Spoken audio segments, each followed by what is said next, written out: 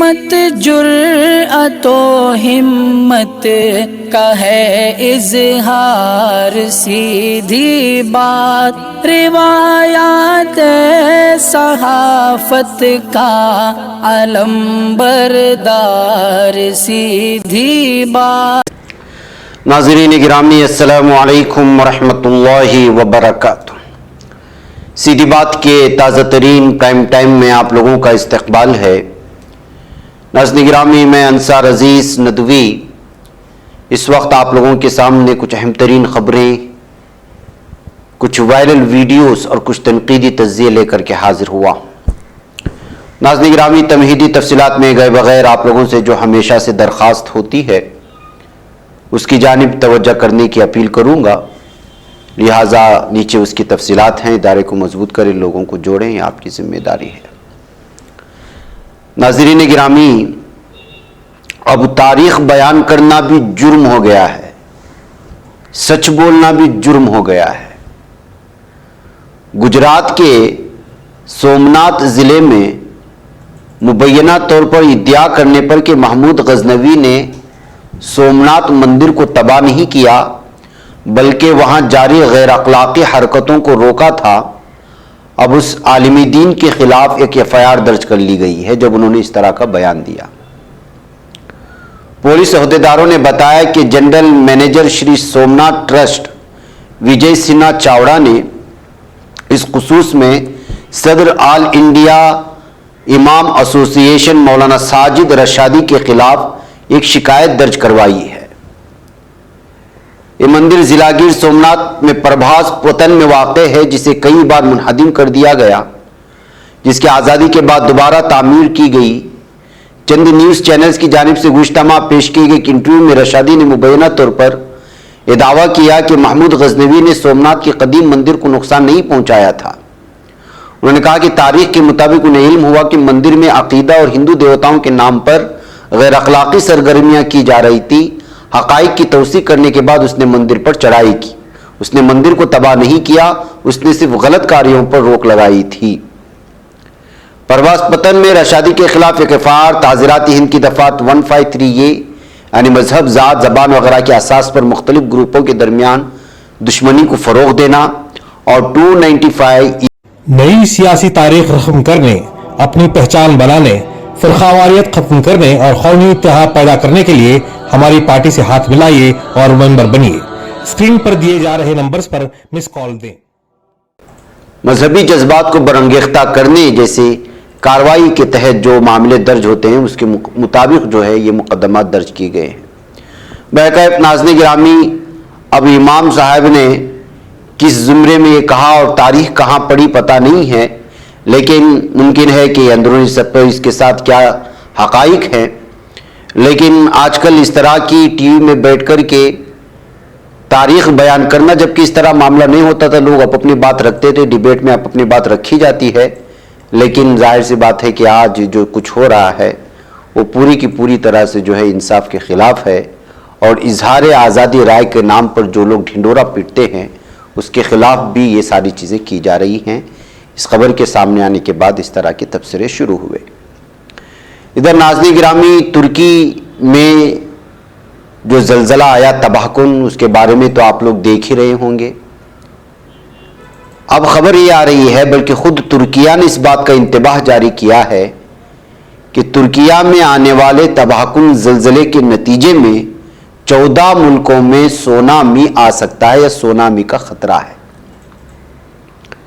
ترکی میں ایک انسٹیٹیوٹ ہے کانڈیلی زلزلہ تحقیق، اس کے ڈائریکٹر ہالوک اوزنر نے خبردار کیا ہے کہ کوہرمان مہاراشٹر میں آنے والا 7.4 شدت کا زلزلہ بحیرہ روم میں سونامی کا سبب بن سکتا ہے۔ امریکی نیٹ ورک CNN کو انٹرویو دیتے ہوئے وونرز نے کہا کہ ہمیں 1999 کے بعد اس خطے میں آنے والے زلزلے سے ہونے والے سب سے بڑے نقصان کا سامنا ہے۔ انہوں نے یہ بھی کہا کہ اندازہ ہے کہ زلزلہ مشرقی اناطولیہ کے علاقے میں آئے، جس کی وجہ سے 180 کلومیٹر تک شگاف پڑ گیا۔ ہمیں سب سے زیادہ نقصان دہ زلزلے کا سامنا ہے جو اس خطے میں 17 اگست 1999 کی زلزلے کے بعد آیا تھا۔ انہوں نے یہ بھی کہا کہ آفٹر شاکس مہینوں تک جاری رہنے کی توقع ہے۔ یہ مدت 1 سال تک طویل ہو سکتی ہے. ہمیں اس خطرے کا سامنا کرنا پڑ سکتا ہے کہ زلزلہ بحر روم کے علاقے میں سونامی کا باعث بنے گا، اور ہم نے 14 ممالک کو اس سے آگاہ کر دیا ہے جو بحر روم سے جڑے ہوئے ممالک ہیں. تو ناظرین گرامی، ظاہر سی بات ہے کہ بحر روم میں اگر زلزلہ یا سونامی کی شکل اختیار کرتی ہے تو بحر روم کو جڑے ہوئے 14 ممالک اس سے متاثر ہو سکتے ہیں. یہ باقاعدہ ایک انسٹیٹیوٹ کی جانب سے اس وقت جو انتباہ اور خدشہ ظاہر کیا گیا اور خطرہ بتایا گیا ہے. ناظرین گرامی، کرناٹک میں اسمبلی انتخابات کے تاریخ کے اعلان سے پہلے ہی مختلف پارٹیاں جس طرح سے میدان میں اتری ہیں وہ تو صاف اور واضح ہے، اور ہم وقتاً فوقتاً وہ خبریں آپ کے سامنے رکھتے ہی ہیں. اب خود بی جے پی کے اندر بھی جو ہے خانہ جنگی شروع ہو چکی ہے. کرناٹک میں اسمبلی انتخابات سے قبل بی جے پی میں وزیر اعلیٰ عہدے کے امیدوار کو لے کر کھلی جنگ شروع ہو گئی. سابق وزیر اعلیٰ بی ایس یڈیورپا نے محاذ کھول دیا ہے، کہا ہے کہ آخری فیصلہ پارٹی اعلیٰ کمان کے ذریعے لیا جائے گا. یڈیورپا کے تازہ بیان کو وزیر اعلیٰ بمبئی کے لیے ایک نیا چیلنج تصور کیا جا رہا ہے. آپ کو معلوم ہونا چاہیے کہ اندرونی سازش کے تحت یڈیورپا کو ہٹا کر کے وزیر اعلیٰ بمبئی کو وزیر اعلیٰ بنایا گیا تھا. آج صحافیوں سے بات کرتے ہوئے یڈیورپا نے کہا کہ پارٹی، وزیر اعظم نریندر مودی اور اعلیٰ کمان اس بات کا فیصلہ کریں گے کہ پارٹی کا وزیر اعلیٰ امیدوار کون ہوگا. اگر اعلیٰ کمان کسی لیڈر کو وزیر اعلیٰ بنانے کا فیصلہ کرتا ہے تو ہمیں کوئی اعتراض نہیں. ساتھ ہی انہوں نے کہا کہ بی جے پی آئندہ اسمبلی انتخابات میں 140 سیٹیں جیتنے جا رہی ہے اور ہم حکومت بنائیں گے. بہرکیف ناظرین گرامی، اس طرح سے جو ہے بمبئی کا نام نہ لیتے ہوئے پارٹی ہائی کمان پر ریاست کرناٹک کے اگلے وزیر اعلیٰ کا انتخاب کا تمام کی تمام ذمہ داری چھوڑنے کے بعد ظاہر سی بات ہے کہ جو اندر سے پہلے سے خانہ جنگی جاری تھی اس وقت جو ہے کھل کر کے بی جے پی میں سامنے آ چکی ہے. ادھر ناظرین گرامی، ہندوستان میں بی بی سی پر پابندی عائد کرنے کی ہندو سینا کی عرضی پر سپریم کورٹ نے سماعت کرنے سے انکار کر دیا ہے. ہندو سینا کو اس وقت بڑا جھٹکا لگا جب سپریم کورٹ نے اس قدامت پسند تنظیم کی بی بی سی کے ہندوستان میں آپریشن پر مکمل پابندی عائد کرنے والے عرضی پر سماعت سے انکار کیا.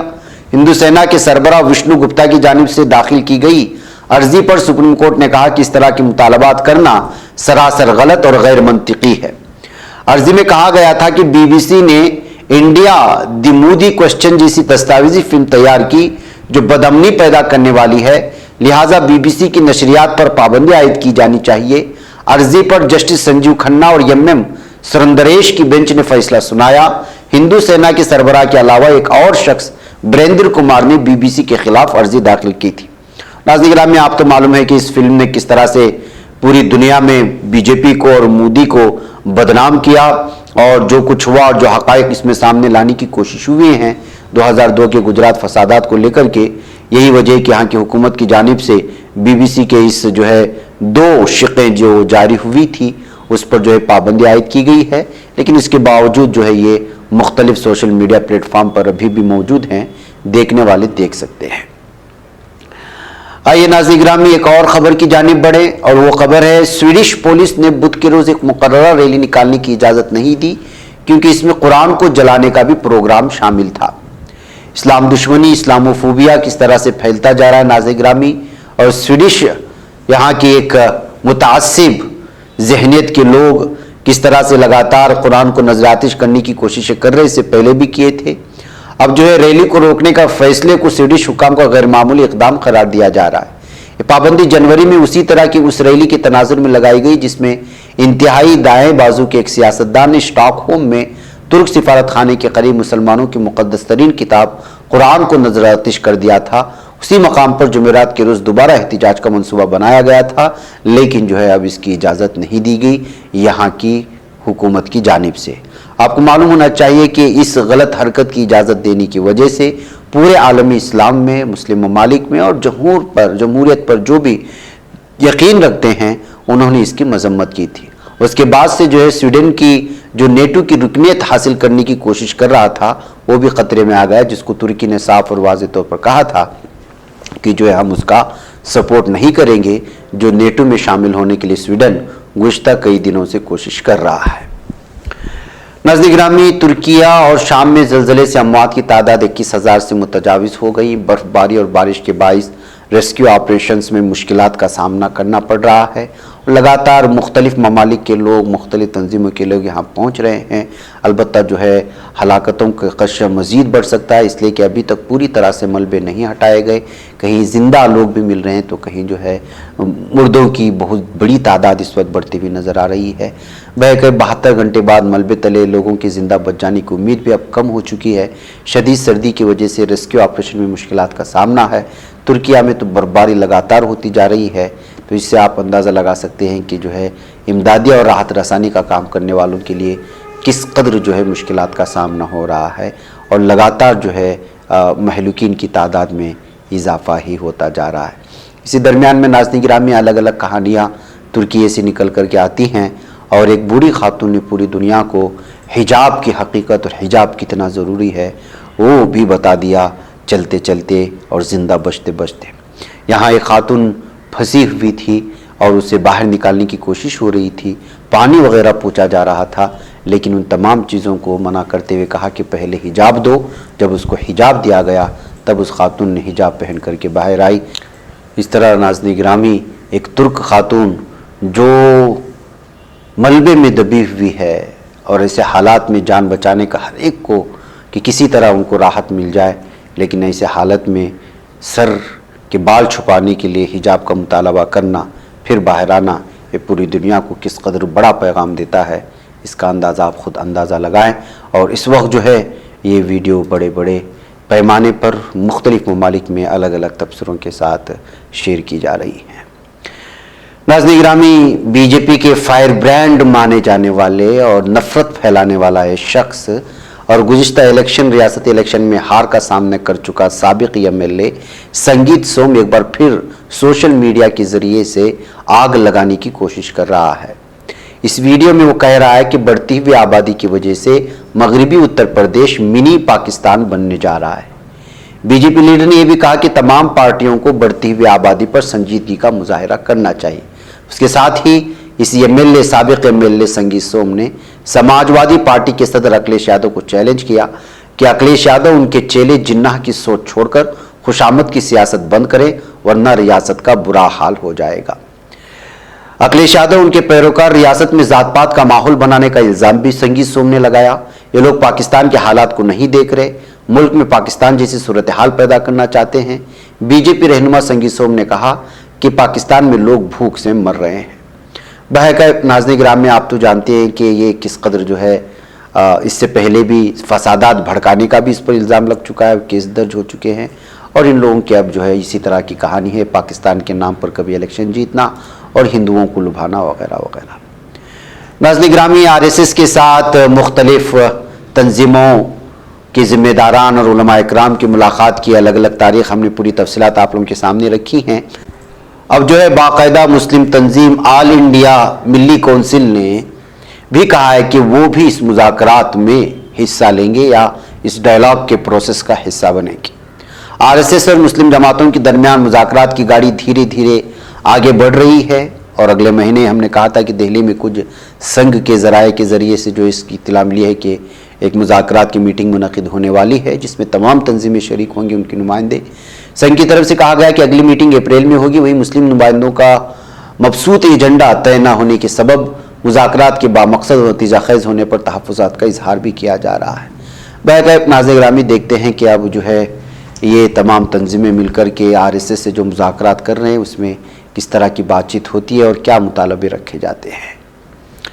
नाज़रीन गिरामी, लखनऊ में एक और मस्जिद पर हिंदुत्ववादियों का या हिंदू असबियत रखने वाली जहनियों की निगाह पड़ चुकी है और उसे भी हड़पने की कोशिशें हो रही हैं कानून का सहारा लेकर। यहाँ लखनऊ की टीली वाली मस्जिद का दौरा करके इस सिलसिले में तफसीलात फराहम करने के लिए यहाँ की एडिशनल ज़िला अदालत के जज परफुल कमल ने इसकी इजाज़त दी। तो अब टीले वाली मस्जिद पर भी जो है पूरी तरह से निगाहें रखने اور اس پر قبضہ کرنے کی پوری کوششیں ہو رہی ہیں اور عدالت کا سہارا لے کر کے ایک بار پھر اس تاریخی مسجد کو جو ہے گھیرنے کی کوشش ہو رہی ہے. دورہ اور چھان بین کے نام پر ایک بار پھر اس پر قبضہ ہو سکتا ہے. یہ کہتے ہوئے جو ہے اس خبر کے سامنے آتے ہی الگ الگ طرح کے تبصرے اس وقت لکھنؤ کے مختلف سوشل میڈیا پیجز پر پڑھنے کو مل رہے ہیں.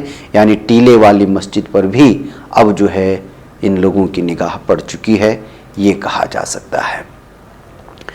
ناظرین گرامی، دیپک چورسیا کو تو آپ جانتے ہی ہیں. کچھ سال پہلے اس پر کیس درج ہوا تھا ایک 9 سالہ بچی کی زندگی برباد کرنے کے لیے. اسی کے سلسلے میں ان کا کیس بھی چل رہا ہے عدالت میں، اور اس میں عدالت میں حاضری کے لیے آئے تو بچی کے رشتہ داروں نے کس طرح سے جو ہے اس کو گھیرا اور اس کو ایک بڑا مجرم ہے کہتے ہوئے نعرے لگا رہے ہیں. اس کا آپ اندازہ لگا سکتے ہیں یہ نیشنل ٹی وی میں بیٹھ کر کے کس طرح سے نفرت پھیلاتا ہے. ابھی حال ہی میں اس کی زی نیوز میں ڈیوٹی لگی ہے. اب یہاں عدالت کی حاضری کے موقع پر جو ہے لوگوں نے گھیرنے کی کوشش کی. آپ اس کو آواز کے ساتھ سنیں، انشاءاللہ پھر آپ لوگوں سے ملاقات ہوگی. السلام علیکم ورحمۃ اللہ وبرکاتہ. بڑا مجرم ہے یہ، دیکھ لو، بہت بڑا مجرم. 9 سال کی لڑکی کو زندگی برباد کرنے والے ہیں دیپک چورسیا. 9 سال کی لڑکی کو زندگی برباد کرنے والی دیپک چورسیا کا شکل دیکھ لو. ابھی بولتی بند ہے، ابھی نہیں بولیں گے، ابھی کچھ نہیں بولیں گے. شاباش دیپک جی، شاباش، آپ کو انعام ملنا چاہیے. نہیں بچ پاتا ہے کوئی صحافی کی نگاہوں سے، ملاتا ہے یہ لوگوں کو محبت کی پناہوں سے. کرم اور درد مندی کا ہے ایک سنسار، سیدھی بات. عظیمت جرأت و ہمت کا ہے اظہار، سیدھی بات. عظیمت جرأت و ہمت کا ہے اظہار، سیدھی بات. یہ چینل حق نگر بن کر کچل دیتا ہے فتنوں کو.